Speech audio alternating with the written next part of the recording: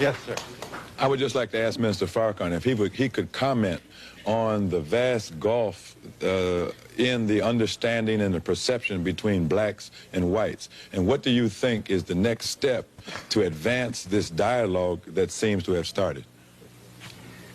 The gulf is created by improper education, environment, and the stimulus that comes from improper education environment.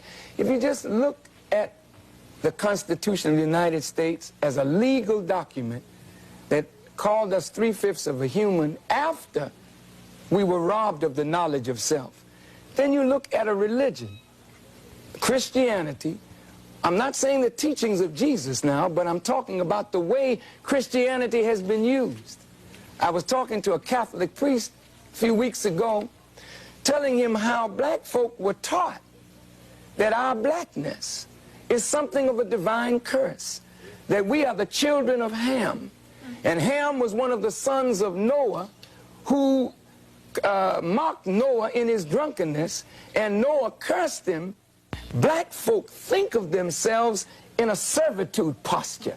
Black folk think of the color of their skin as a curse. They think of the texture of their hair as something terrible, the thickness of our lips or the shape of our noses. This is not because we desire to think this way, but we live in America where white standards of beauty have been imposed upon us. Now how do you break this?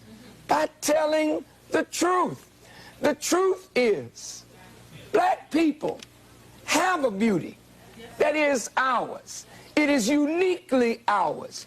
You have your beauty as white people.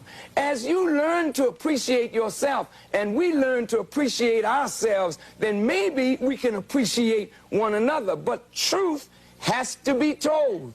The truth is, according to your own scholars, your own scientists, Mendel said, black skin is dominant, white skin is recessive.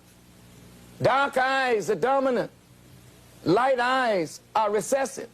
Mendel said you can get the recessive from the dominant, but you can't get the dominant from the recessive. That's Mendel.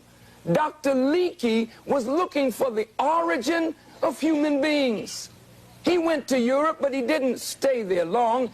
He kept right on moving, and he found the origin of man in Africa. Now some of your scholars of genetics have taken the DNA and have traced the origin of human beings back to the black woman. Look, we are the father of all human beings. Tell it from the mountain, the black people are the original people of the earth. That doesn't make us better, but it says we are your father. We are your mother, and you should honor your father and mother that your days may be long. And we'll be back in just a moment.